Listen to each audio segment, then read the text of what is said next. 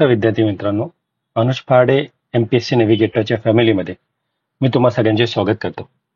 मित्रांनो, आपण आपला टॉपिक कंटिन्यू करूया. मुंबई महानगरपालिका अधिनियम 1888 आपण बघतोय. त्यामध्ये आपण आज जो बघणार आहे ते महत्वाची कलमेचा भाग 2.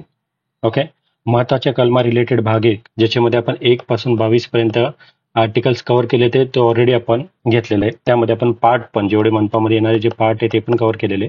आणि आज आपण कलम 22 ते 29 यामध्ये जे सिलेक्टेड आर्टिकल म्हणजे जे सिलेबसमध्ये जे दिलेले आर्टिकल्स आहे तेवढं डिस्कस करणार आहोत. त्या रिलेटेड महत्वपूर्ण माहिती आपण भेटणार आहोत. आणि जी पीडीएफ असेल ती आपल्या टेलिग्राम चॅनलवर, अनुज पाडे एमपीएससी नेव्हिगेटर या टेलिग्राम चॅनलवर तुम्हाला उपलब्ध होईल.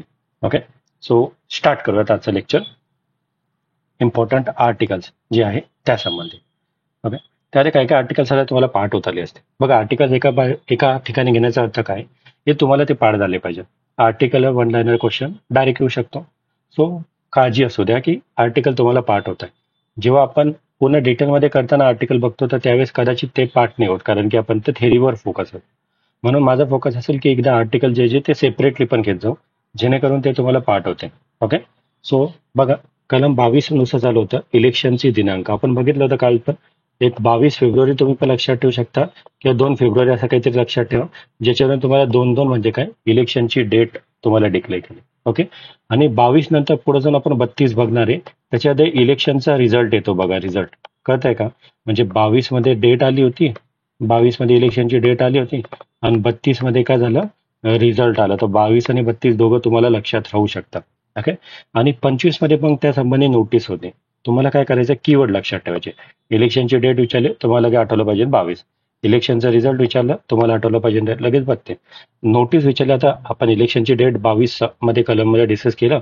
मग त्याच्यानंतर 25 मध्ये त्याच्या संबंधी नोटीस काढली की हा आम्हाला असं असं इलेक्शन कंडक्ट करायचं आहे. इलेक्शन कमिशन त्याद्वारे काय करणार, नोटीस काढणार. ओके, मग त्यानंतर 25 मध्ये तर नोटीस काढली होती. मग 26 मध्ये प्रभाग निवडणुकीतील उमेदवार नामनिर्देशित करण्यात आले पाहिजे. म्हणजे आता उमेदवाराचं आपण नॉमिनेशन फॉर्म वगैरे सगळं जे असेल ती प्रोसिजर आपण सगळी करणार. कारण की सिक्वेन्स अशीच असते ना, एकदा इलेक्शनचं डेट डिक्लेअर होतं, मग त्याच्यानंतर त्याचं नोटिफिकेशन काढलं जातं इलेक्शन कमिशनच्या द्वारे. मग त्याच्यानंतर नॉमिनेशन फॉर्म जे आहे ते आपण करणार आहोत. तर उमेदवाराचे नामनिर्देशन जे आहे ते करण्यात येईल.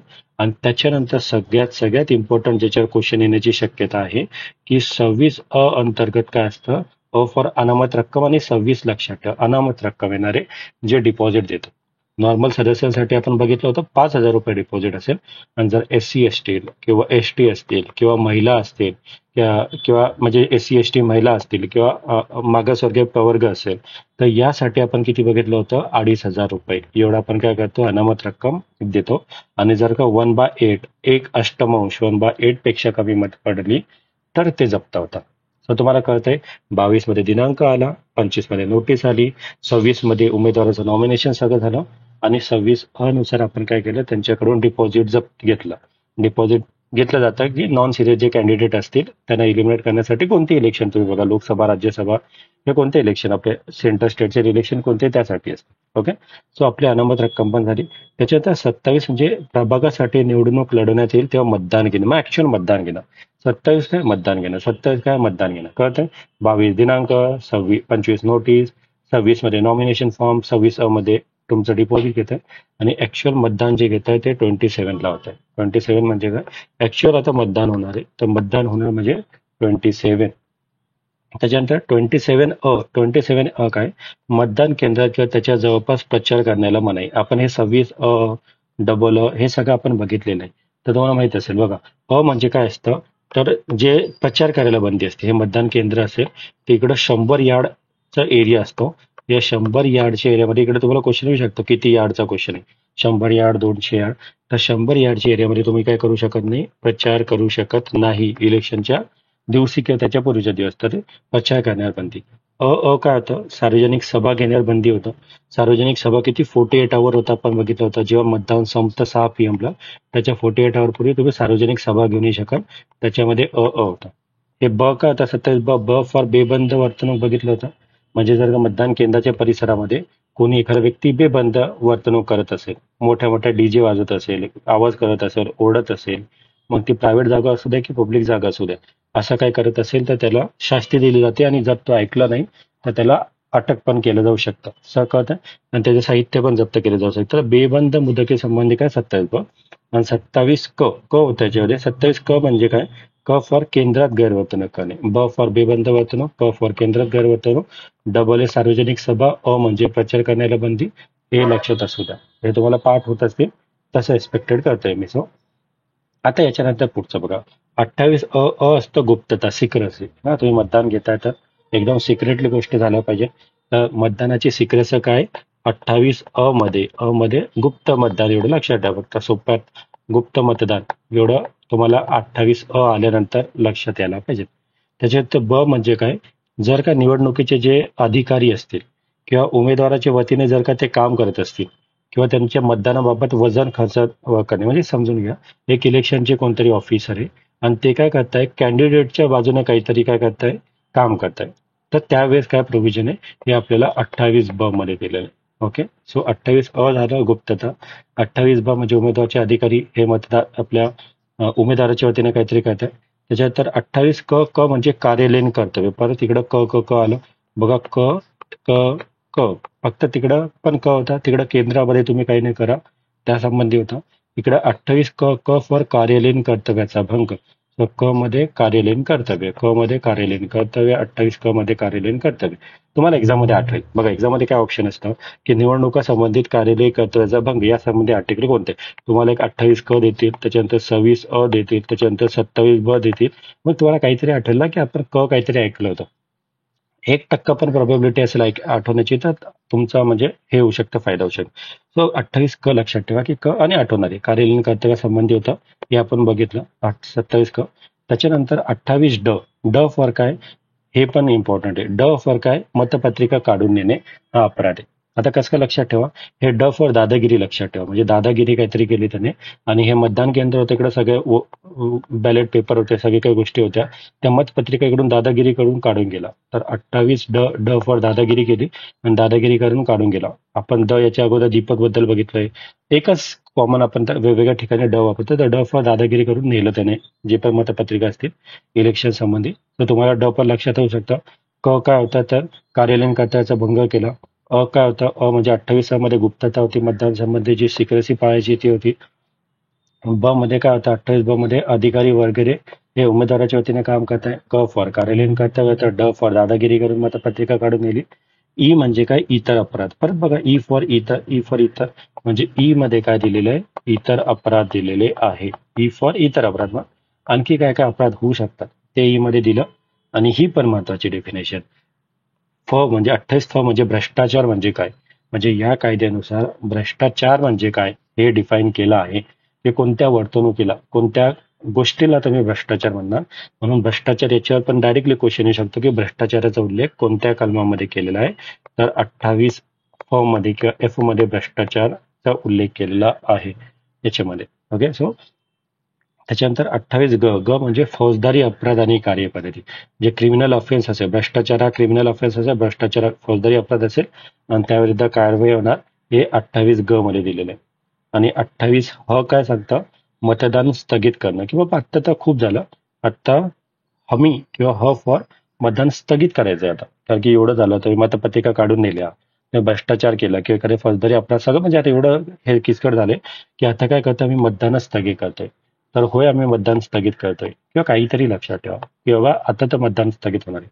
28व्या कलमामध्ये खूप उपकलम आहेत आणि 28व्या उपकलमावर क्वेश्चन येण्याचे जास्त चान्सेस आहे, कारण की ते डायरेक्टली इलेक्शनच्या कंडक्ट संबंधी आहे. तर होय बाबा, आता तर आम्ही मतदान स्थगित करणार आहे, कारण की एवढ्या मोठ्या गोष्टी घडलेल्या आहे. तर हो, एच फॉर होय करतात मतदान स्थगित करण्यासंबंधी.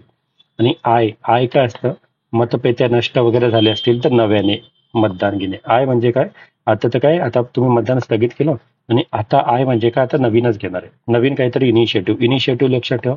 I for initiative. तर नवीन इनिशिएटिव्ह काय? तर नवीन परत मतदान घेणार. कळतंय का? नवीन परत मतदान घेणं हे आय संबंधी आहे. 28 एकदा परत बघून घ्या, कारण की 28 वर क्वेश्चन येतात. तुम्हाला हे लेक्चरच्या शेवटी पाठ झालं पाहिजे. माझा अशी अपेक्षा, जेणेकरून परत परत त्याच गोष्टी करायच्या आहेत तुम्हाला, म्हणजे रिव्हिजन करायचं असते असं. सो लक्षात घ्या. आपण 27 पर्यंत पूर्ण बघितलं होतं. 28 पासून आपण चालू करू. बघा, 28 अ अ फॉर गुप्तता होती. अ फॉर गुप्तता. बे म्हणजे काय? तर अधिकारी किंवा उमेदवारच्या वतीने काम करत आहे, ते 28 ब मध्ये होतं. क फॉर कार्यालयीन कर्तव्याचा भंग करताय. क मध्ये कार्यालयीन कर्तव्य बघितलं होतं. ड म्हणजे दादागिरी करून मतपत्रिका काढून नेल्या. काहीतरी दादागिरी केली, दादागिरी करून मतपत्रिका नेल्या. ई म्हणजे इतर अपराधासंबंधी होतं. ई फॉर इतर अपराध होते. एफ म्हणजे भ्रष्टाचार, फोफवणारा भ्रष्टाचार. भारतामध्ये भ्रष्टाचार फोफवला आहे, आपण म्हणतो ना सगळीकडे पसरला आहे, फोफवला आहे. तर फ फॉर फोफवलेला भ्रष्टाचार किंवा एकदम तसं लक्षात ठेवू शकता तुम्ही. ग म्हणजे भ्रष्टाचार हा फौजदारी गुन्हा असेल, फौजदारी अपराध असेल त्या संबंधी कार्यपद्धती. हा म्हणजे होय, आता तर आम्ही मतदान स्थगित करणार आहे, सगळं आमच्या हाताबाहेर गेलेलं आहे, तर होय आता मतदान स्थगित होणार आहे. आय म्हणजे काय, तर नव्याने इनिशिएटिव्ह, नव्याने मतदान घेण्याचा इनिशिएटिव्ह. आय म्हणजे इनिशिएटिव्ह, नवीन काहीतरी करण्याचा इनिशिएटिव्ह. या सगळ्या गोष्टी आपण 28 मध्ये ए पासून आय पर्यंत बघितलं, जे तुम्हाला माहीतच पाहिजे. याच्यावर मी गॅरंटी देतो कोणता ना कोणता क्वेश्चन पडू शकतो. सो याबद्दल काळजी असू द्या, है ना मित्रांनो. होतं लक्षात राहता. स्वतःवर विश्वास ठेवा की हा आठवेल तुम्हाला आणि तुम्ही पास करणार ही एक्झाम. सगळ्यात महत्वाचं काय असतं की कोणत्या परिस्थितीला तुम्ही कसं रिॲक्ट करताय ना. तुम्ही तुमच्या परिस्थिती वाईट आली तरी पण तुम्ही कसं रिॲक्ट करताय, कधी पेपर अवघड आला तरी पण कसं रिॲक्ट करताय, आणि जर पेपर सोप्पा आला तरी पण खूप एक इझी मध्ये घेण्याच्या नादात चुका तर नाही करणार. तो शांत ठेवा स्वतःला, स्वतःवर विश्वास ठेवा की तुम्ही अभ्यास केलेला आहे, तुम्ही रात्रभर अभ्यास केला आहे, तुम्ही नोट्स काढलेले आहे, तुम्ही वेळोवेळी रिव्हिजन केलंय, जेवढं शक्य होईल तुम्ही तुमच्यातर्फे दिलेला आहे, है ना. सो स्वतःवर विश्वास असला तर तुम्ही अर्धी लढाई जिंकले. बाकी मेहनत आहेच, मेहनतीशिवाय होत नाही. सो मेहनत करा, यश आहे तुमचंच. ओके. सो कंटिन्यू करूयात आपण. आय मध्ये आपण बघितलं की नवीन इनिशिएटिव्ह.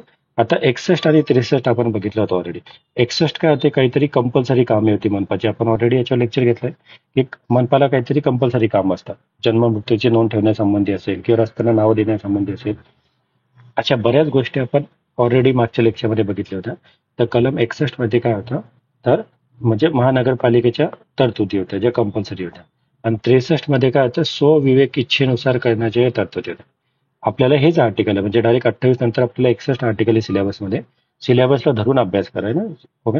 सो 61 आणि 63 आपण बघितलं होतं. 61 मध्ये कंपल्सरी कामाबद्दल होतं आणि 63 मध्ये व्हॉलंटरी काम होतं, जे तुम्हाला तुमच्या स्व इच्छेने करायचे असतात. त्या संबंधी कामं 63 मध्ये दिली होती. त्याच्यानंतर 63 अ मध्ये अधिकरणांची पार पडणे, म्हणजे अधिकरणांनी काय कामं पार पडायची त्यासंबंधी होतं. त्याच्यानंतर 63 ब वर पण आपण डिस्कस केला होता. यावर पण क्वेश्चन येऊ शकतो. एन्व्हायरमेंट संबंधी अहवाल कशा मधून केलं जातं, 63 ब कशा संबंधी आहे, पर्यावरणाच्या स्थिती संबंधी अहवाल. 63 ब पर्यावरणाच्या स्थिती संबंधी अहवाल जे आयुक्त असतील ना, मनपा आयुक्त असतील, ते 31 जुलै पूर्वी मनपा समोर मांडतील. 3 क्वेश्चन येऊ शकतात. एक तर कोण आहे, एन्व्हायरमेंटचा अहवाल आहे केव्हा मांडणार आहे, 31 जुलैच्या पूर्वी, किंवा 1 ऑगस्ट तुम्हाला कन्फ्युज करते. तर 31 जुलै पूर्वी मांडणार आहे. कोण मांडणार आहे, आयुक्त मांडणार आहे. कुठं मांडणार आहे, मनपा समोर मांडणार आहे. कोणत्या कलमाअंतर्गत मांडणार आहे, 63 बी अंतर्गत एन्व्हायरमेंट संबंधी अहवाल आयुक्त मानतील 31 जुलै पूर्वी. हे तुम्हाला पाठ पाहिजे. 63 अंतर्गत येतं आणि याच्यावर क्वेश्चन बनवू शकतो, कारण की हे थोडं वेगळं पडतं ना, एन्व्हायरमेंट संबंधी अहवाल आणि सगळ्या गोष्टी. सो हे लक्षात असू द्या, हे तुम्हाला आठवेल नक्कीच. त्याच्यानंतर डायरेक्ट आपली पुढची कलम आपल्या आयोगाने जे सिलेबसमध्ये दिली, कलम 128, महानगरपालिकेच्या करांचे व बृहमुंबई वीज पुरवठा व परिवहन उपक्रमाच्या भाड्याचे दर निश्चित कर. म्हणजे कराचे दर आणि भाड्याचे दर फिक्स करणं, म्हणजे फिक्सिंग द रेट. एक रेट फिक्स करायचा आहे. कशा संबंधी, टॅक्स संबंधी. कशा संबंधी, भाड्यासंबंधी. तर जे पण भाडे असेल, बेस्ट संबंधी, त्या संबंधी भाडे, आणि जे टॅक्स असेल त्याचा रेट फिक्स करण्यासंबंधी कलम कुठे, कलम 128 मध्ये. सो हाय पण लक्षात असू द्या. तुम्हाला काय करायचं, कीवर्ड लक्षात ठेवायचं. कोणते कीवर्ड लक्षात ठेवायचे की हा बाबा तुम्हाला रेट दर फिक्स करण्यासंबंधी काहीतरी तरतूद होती. मग दर कशाचा असू शकतो, कराचा असू शकतो. तो दर फिक्स करणे 128 मध्ये दिलं होतं. त्याच्यानंतर 129 होतं, अर्थसंकल्पीय अंदाज अंतरिमरित्या अंगीकारणे. म्हणजे जो बजेटचा जो पण अंदाज असेल तो ऍक्सेप्ट करायचा, स्वीकारायचा. त्या संबंधित तरतूद कुठं दिली होती, 129 मध्ये. अर्थसंकल्पीय अंदाज स्वीकारायचा 129. आणि 129 ए मध्ये कशा संबंधित तरतूद आहे, तर खर्च आणि प्राप्ती यांचे अंदाज अर्थसंकल्पीय अंदाज मानणे. म्हणजे जे तुमचे खर्च असतील है ना, त्या संबंधी जे अंदाज असतील खर्च आणि प्राप्ती, त्याला अर्थसंकल्पीय अंदाज मानायचं. म्हणजे हे दोघं अर्थसंकल्पा रिलेटेड काहीतरी. आर्टिकल 129 अ हे काय असतं, अर्थसंकल्पीय अंदाज अंतिमरित्या स्वीकारायचं. आणि याचा जे खर्च आणि प्राप्त झालेला जे पैसा असेल त्याचा जो अंदाज असेल तो अर्थसंकल्पीय अंदाज मानणे या संबंधी होत. कळत आहे. सो मेन तुम्हाला आर्टिकल जे आहे ते आपण 1 सेकंडमध्ये परत एकदा बघू. बघा, 22 मध्ये इलेक्शनची डेट डिक्लेअर केली, 26 मध्ये नोटीस काढली, 26 मध्ये उमेदवाराला 25 मध्ये नोटीस काढली, 26 मध्ये उमेदवाराचं नॉमिनेशन संबंधी होतं, 26 मध्ये त्याला म्हटलं की बाबा तू अनामत रक्कम जमा कर, 27 मध्ये मतदान घ्यायला सुरुवात केली, ऍक्च्युअल मतदान घेतलं, 27 मध्ये आपण मतदानच्या जवळ प्रचार करायला बंदी टाकली, सार्वजनिक सभा 27 सार्वजनिक सभा घेणं, म्हणजे ब फॉर बेबंद वर्तणूक कंट्रोल केलं, फॉर केंद्रात गैरवर्तणूक कंट्रोल केलं, 27 क आहे, 27 मध्ये. त्याच्यानंतर 28 मध्ये गुप्तता, मतदानासंबंधी गुप्तता पाहिली, 28 म्हणजे जे मतदान अधिकारी होते त्यांच्या संबंधी होतं 28 की ते कसं काय करताय वगैरे, ते 28 आपण बघितलं. त्याच्यानंतर 28 कार्यालयीन कर्तव्य बघितलं, 28 दादागिरी करून मतपत्रिका काढून येणे, म्हणजे इतर अपराध, म्हणजे भ्रष्टाचार, फोफावलेला भ्रष्टाचार, म्हणजे फौजदारी अपराध भ्रष्टाचार, म्हणजे होय आम्ही मतदान स्थगित करतोय, म्हणजे काय तर नव्याने इनिशिएटिव्ह, नव्याने मतदान घेणं, म्हणजे 61 म्हणजे जे कंपल्सरी तरतूद होत्या, 63 म्हणजे जे व्हॉलंटरी तरतूद होत्या, म्हणजे अधिकाऱ्यांचे कर्तव्य, म्हणजे एन्व्हायरमेंट 63 एन्व्हायरमेंट संबंधी अहवाल 31 जुलैपूर्वी आयुक्त मानतील. त्याच्यानंतर 128 जे कर म्हणजे दर निश्चित करायचे होते, 129 अर्थसंकल्पीय अंदाज आणि 129 खर्च आणि प्राप्ती या संबंधी अंदाज. एवढे आर्टिकल आपण बघितले. आता याच्या पुढचं जे हे आहे हा पार्ट रिव्हिजन आहे, जे मागच्या आर्टिकल जे होतं त्याचं. तर तुम्हाला जर वाटत असेल की तुमचे मागचे आर्टिकल पाठ झाले तर तुम्ही सोडू शकता, आणि तुम्हाला वाटलं की नाही आपण रिव्हिजन करून घेऊया तर करून घ्या. मी आता 1 पासून 22 पर्यंत जे आपण ऑलरेडी आर्टिकल बघितले ते होऊन जाईल, म्हणजे आपले 1 ते 22 आणि 22 ते 129 हे पुन्हा आर्टिकल कम्प्लीट होते. सो हा रिव्हिजन आहे जे आपण मागं लेक्चर घेतलेले त्या संबंधी. जर तुम्हाला वाटत असेल तर प्लीज कंटिन्यू करा, रिव्हिजनमुळे फायदा होईल तुम्हाला, है ना. सो बघा, पहिलं तर नाव होतं या कायद्याचे आणि व्याप्ती संबंधी होतं, हे निरसित झालेलं आहे.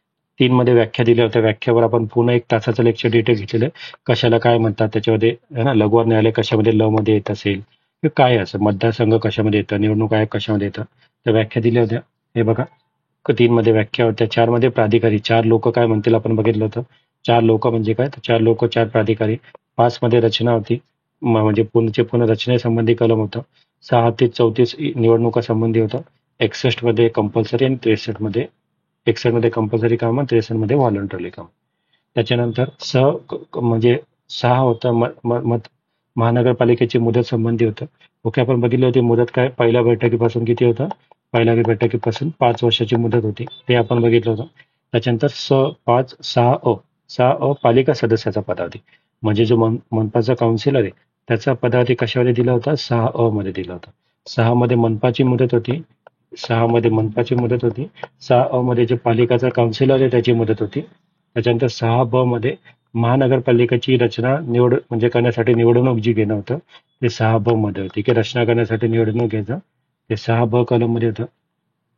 कलम 7 होतं की पालिका सदस्य असण्याचे बंद होणे, त्याचे अधिकार, म्हणजे जर फॉर बंद, म्हणजे जर का त्याचे पालिका सदस्यत्व गेले तर त्याचे अधिकार जातात, सदस्यत्व गेले तर अधिकार जातात, हे मध्ये दिले ना. नो म्हणजे नो राईट नो पॉवर असं जे आहे ना ते वगैरे त्याच्यामध्ये.